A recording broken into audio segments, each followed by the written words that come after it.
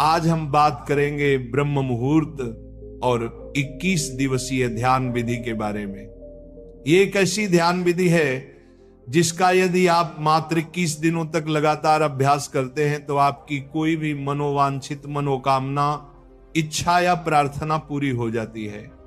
क्योंकि आपको इस ध्यान विधि का अभ्यास ब्रह्म मुहूर्त में करना है, इसलिए सबसे पहले हम ब्रह्म मुहूर्त के विषय पर विस्तार से चर्चा करेंगे और फिर ध्यान विधि के बारे में बात करेंगे।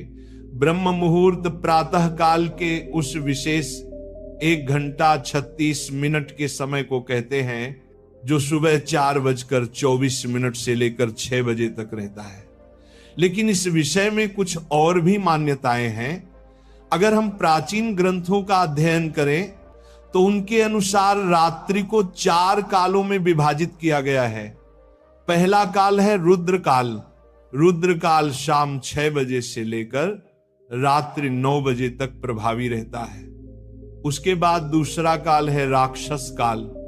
राक्षस काल रात्रि 9 बजे से लेकर 12 बजे तक प्रभावी रहता है। फिर उसके बाद तीसरा काल है गंधर्व काल। गंधर्व काल रात्रि 12 बजे से लेकर भोर के 3 बजे तक प्रभावी रहता है। और फिर आता है चौथा काल, यानी जिसे अंतिम प्रहर भी कहा जाता है, वह है मनोहर काल। मनोहर काल भोर के 3 बजे से लेकर सुबह 6 बजे तक प्रभावी रहता है। ब्रह्म मुहूर्त के समय की जो मान्यताएं हैं वह मनोहर काल यानी कि 3 से 6 बजे के बीच में ही पड़ती हैं। हालांकि विभिन्न देशों में सूर्योदय के समय में भेद रहता है, अतः कोई एक निश्चित समय ब्रह्म मुहूर्त का हर स्थान के लिए समान नहीं बताया जा सकता।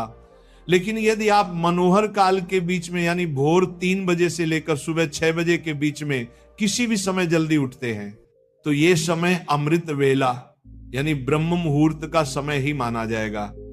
अगर हम ब्रह्म मुहूर्त का शाब्दिक अर्थ समझने की कोशिश करें तो ब्रह्म का मतलब होता है देव, अर्थात जो ज्ञान के देवता हैं, और मुहूर्त अर्थात समय खंड, यानी एक ऐसा समय जिसमें हम ज्ञान को समझने का प्रयत्न करते हैं।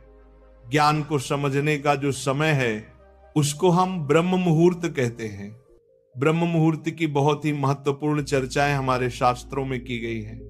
ब्रह्म मुहूर्त में जो ब्रह्मांड है और जो देव शक्तियां हैं वे वातावरण में विचरण करती रहती हैं। अगर आपकी नींद इस समय के दौरान अचानक खुल जाती है